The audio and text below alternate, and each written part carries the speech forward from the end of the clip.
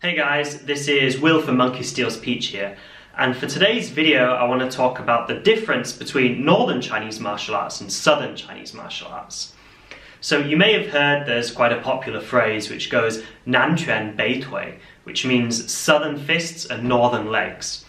And in the most general sense, this is quite accurate, but for this video I want to go into a lot more detail about what constitutes northern styles and southern styles, how they're constructed, made up, the way they move, and also to look at the environmental, cultural and historical factors that have influenced their development. So before I go into all that, I just want to make a small disclaimer in that there's 2 points here. The first is that anything I say in this video really is just a generalization. And so there may be some exceptions to the points that I'm making here. And if you do find that's the case, then, don't take what I'm saying dogmatically that all styles must fit these categories, but just try to look at why these exceptions occur, and that can be like the starting point for an investigation into that. And the second point I want to make is that most of my focus since moving to China has been on northern styles of martial arts. So I'm going to go into more detail about northern martial arts than I am into southern, because, as I say, that's been my main focus, and I don't feel as qualified to talk about southern styles, so I wouldn't want to say anything that's inaccurate. So I'll try to stick to what I do know and not, go over my head with the southern stuff. So just, bear those couple of points in mind. And now if we begin by looking at northern Chinese martial arts, there are 3 major provinces where the martial arts have sort of grown up and are most popular. The first would be Henan, and then Hebei and Shandong. So these 3 provinces are all based around the Yellow River floodplains, also called Zhongyuan, or the Central Plains, this is the region where Chinese civilization first sprung up 3,000 to 4,000 years ago. It's the home of the Han people, which are the ethnic majority in China, and it's one of the most densely populated places in the world. Now, the Central Plains region is characterized by, as the name suggests, central plains, large, expansive, flat lands, and these are the floodplains of the Yellow River. So the Yellow River would bring silt, minerals, nutrients, from the Himalayas down, and then the Yellow River would flood and spread this fertile soil around, meaning that it was a very good place for agriculture to develop and begin.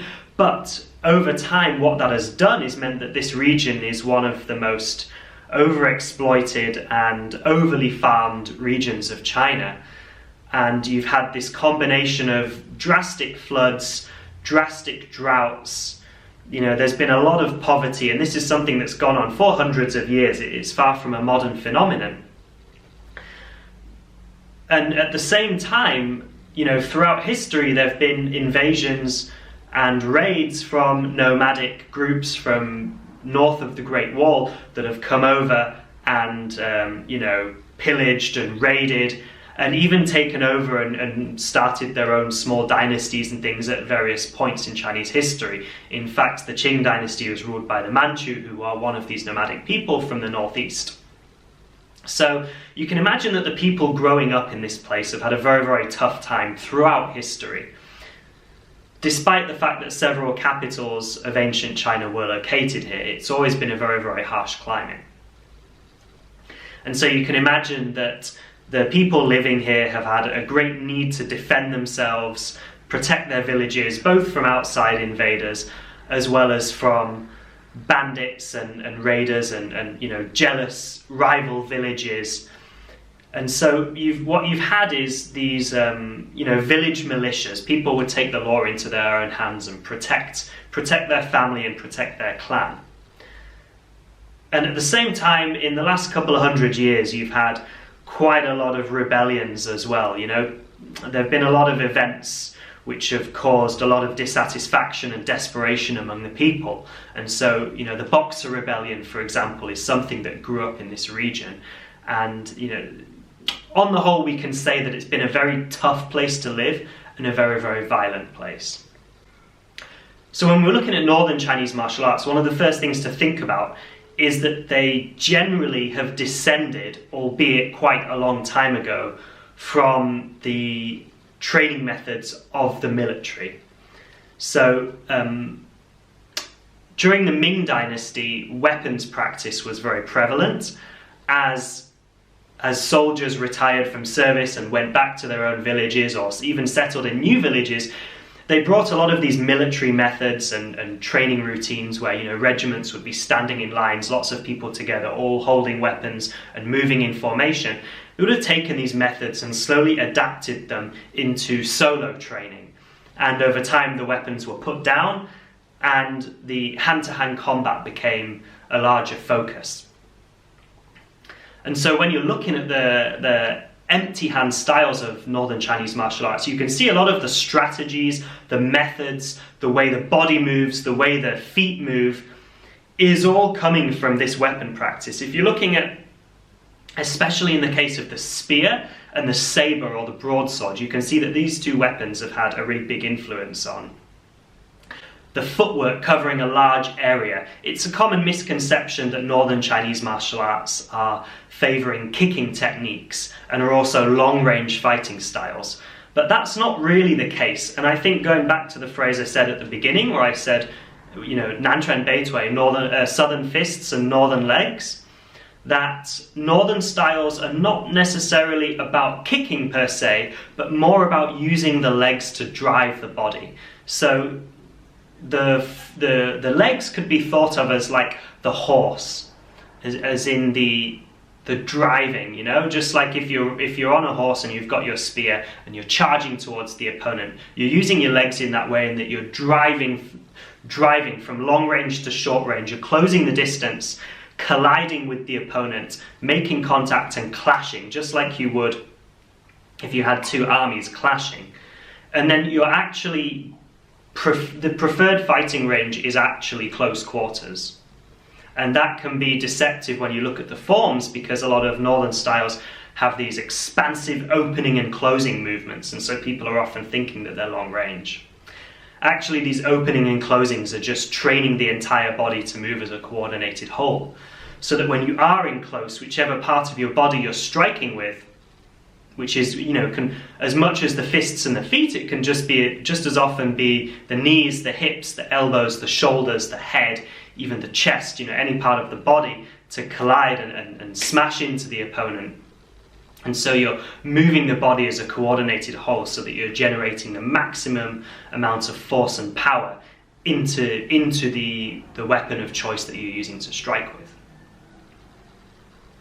And at the same time, it's worth just noting that with the nomadic cultures being on the periphery of this region of China, wrestling has also been something that's very popular. And so throughout northern China you can find wrestling, which in Chinese is called shuaijiao.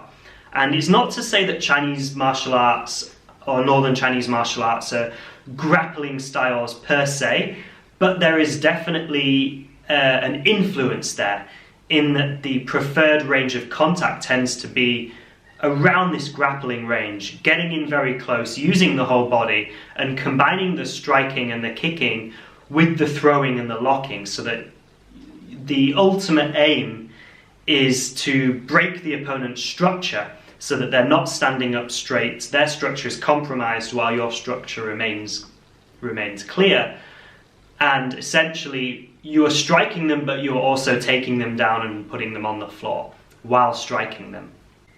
One other thing to consider when looking at northern Chinese martial arts is that each technique tends to be one whole and complete posture. So that's not to say we have punch A, punch B, kick A, kick B, block A, block B, and that we mix and match and piece these together into techniques, much in the way that you would, you know, use letters of the alphabet to construct words.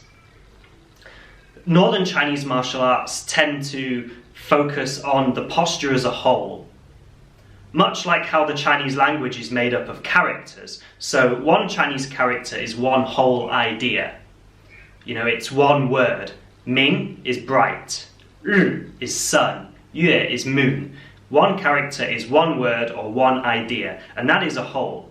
And some of the more complex characters, sure, they can be made up of various radicals that are put together.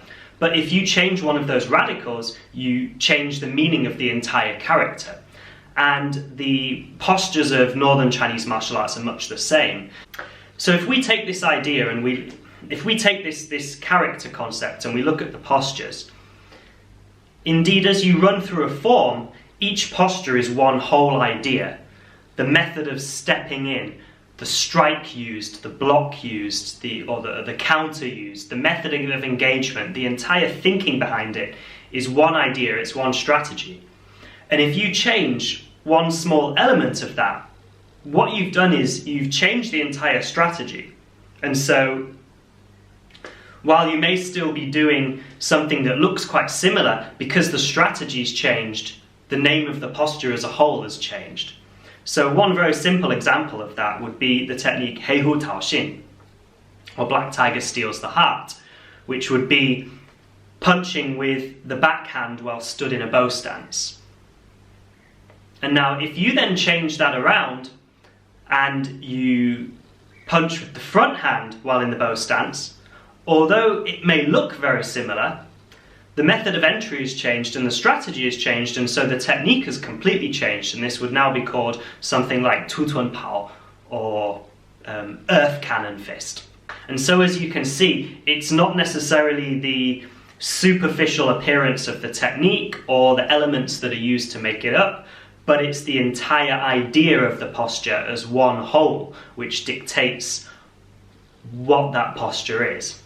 And that as you run through the form, you will find that they often have these poetic names because they are one whole idea which flows into another idea, which flows into another idea. These are not pieces of a puzzle that you take apart and put together. These are whole ideas. Now, if we turn our attention to the south, and again, as I said, I'm going to keep this a little bit briefer because I haven't put so much focus on investigating and researching southern styles.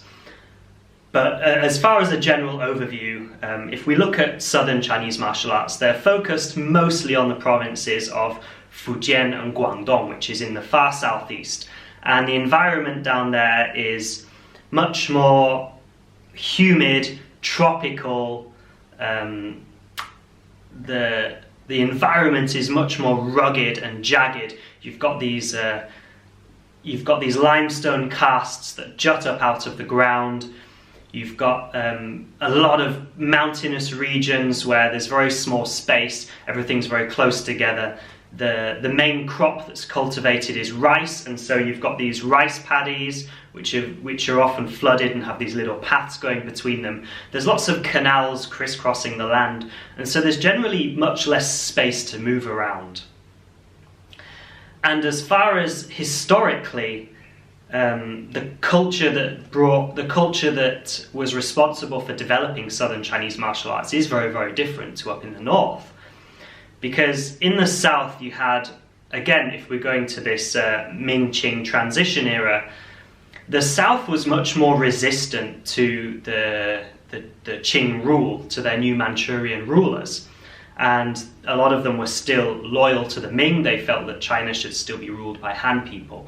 So there was a lot of resentment and a lot of rebellious activity. And in fact, it's the triads which rose up in Fujian province in, I think it's around the 17th, 18th century. The Chinese name would be Sanhehui, which literally means Triad Society, or Tiandihui, which means the Heaven and Earth Society. And there were these various revolutionary groups, secret societies, that wanted to restore the Ming dynasty and overthrow the Qing. And as they grew up and took a holding in the area, they had, because they were operating in secret, they had a lot of these secret insignia, you know, to identify people and also to act as a protection. For example, if people were escorting goods from one region to another, there's a lot of bandits on the road, and these bandits would often be kept in check by the triad groups. And so had the traders that were traveling entered into these secret societies, they would have some kind of special code words and hand gestures that they would use in order to signal to the bandits that they were part of the same group and that they could have safe passage. And so you can see, if you're looking at a lot of the Cantonese styles like Hungar and things, you can see these one finger salutes they use. You can see in the Fujian styles as well, they often use these very elaborate bows before they start their forms. So rather than using the usual one like this, they might turn their fist upside down, because the back of the hand facing up represents heaven. And heaven is also a term referencing the Chinese emperor. So it's a refusal of accepting the legitimacy of the emperor. So there's a lot of these secret rituals, secret code words that filtered down from the triad groups into the martial arts styles that were practiced in these regions.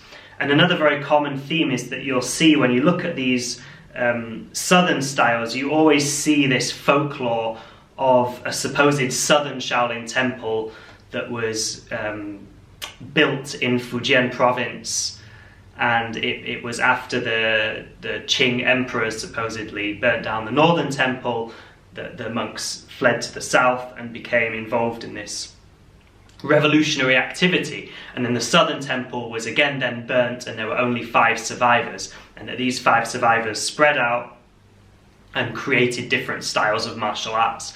This is a folklore that has been created by the triads, and whether or not a southern Shaolin temple ever really existed is the subject of much debate within the martial art community. But it is important to recognize that a lot of this folklore is purely a result of this triad influence. And now, if we're looking at southern styles as a whole, and of course there are exceptions to this rule, you'll generally find that the first thing is that southern styles don't tend to use such dynamic footwork. Okay? Now, as I said, looking at this environment, and the environment's very rough, so you know, people tend to have less space to move around. They're not going to be, you know, going from a long distance to a short distance very, very short. They're going to be fighting in close proximity, and they want to make sure they get firm footing. So the southern styles will have a tendency to have these more, generally speaking, these more upright stances. Of course, Hungar, Choi Li Fut and things are an exception to that. But they'll generally have these more upright stances, and they will move into the stance, sink into the stance, root themselves, and then begin to fight. Rather than using the legs in coordination with the striking, they'll prefer to get their root and their balance first. Okay, which signifies that, you know, fighting on this kind of less secure terrain. Also, the hand techniques generally tend to be a bit shorter and less emphasis on, I mean, they have whole body connection, but it's not done in such an obvious way as northern styles. And when you look at the construction of the forms, they tend to separate the hand techniques from the leg techniques, as I said. So rather than training these postures as a whole, like I said in the north, they will tend to isolate and practice these certain hand movements in isolation from each other. And then when you're then moving from form to application, you need to dissect the form. You can't just take the form as it is and apply it on an opponent. You need to dissect the components and put them together into application. And also the qigong aspects, the breathing, the dynamic tension, the various things that are going on inside, these are often done at an early stage in southern Chinese martial arts. So quite often the first form you'll learn, particularly in Fujian or Hakka styles, is the Sanjian, or which is the 3 battles. And this form will introduce you to these breathing techniques, dynamic tension techniques, power generation, Whereas in northern styles, all of that tends to be something at a more advanced level, and it tends to be practiced as a supplementary exercise which is then brought into the forms. And the last thing I'll mention here is that on the whole, when you're looking at southern styles, you tend to find that whereas the northern styles are developed from the weapons first, and the weapons strategies and body method have transferred across into the empty hand, southern Chinese martial arts tend to be the other way around, because there seems to be more of a civilian origin. And so it's like the hand techniques, the hand methods have made up the foundation or the basis, and the weapons are considered an extension of the body and an extension of these techniques. And so you take the empty hand ideas and apply them to the weapons. And also the weapons used in southern martial arts are most definitely civilian weapons, and quite often you see a lot of farming tools that have been adapted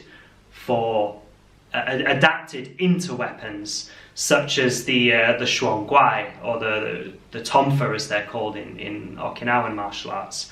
So you can see a lot of these farming tools and civilian tools and things that have been adapted into weapons and had the empty hand techniques taken as their basis. Alright, so that's kind of a general overview of the northern and southern Chinese martial arts. Again, as I said at the beginning, this is just a generalization, it's just an overview. There are always going to be exceptions to that. There are a lot of things to consider, a lot of factors at work here. People have travelled around, there's been a lot of movement from north to south in history, and so there has been cross-pollination between northern and southern styles. And so just take this as a guideline. And again, I know more about northern styles, so the stuff I said about the south, if there is anything I missed in there or anything that was wrong, please mention in the comments, just so that we can clarify that. So yeah, I hope you enjoyed the video. I hope that was useful and you learned something. And as always, thank you very much for watching. Thank you for supporting the channel. If you like the videos and you haven't already, please subscribe. And if you want to support the running of this channel, you can become a YouTube member, or you can join patreon.com/monkeystealspeech. And either of those will get you access to lots of extra footage, behind the scenes footage, outtakes extra footage that wasn't shown publicly from the various interviews I've done, as well as more in-depth talks and analysis of things I've learnt on my travels in China. And yeah, you can also go to monkeystealspeech.com/shop and you can get yourself t-shirts, hoodies. I've also got some prints, some canvas prints that are really, really nice that you can hang up in your school or your home. So yeah, thank you very much and stay tuned for the next video.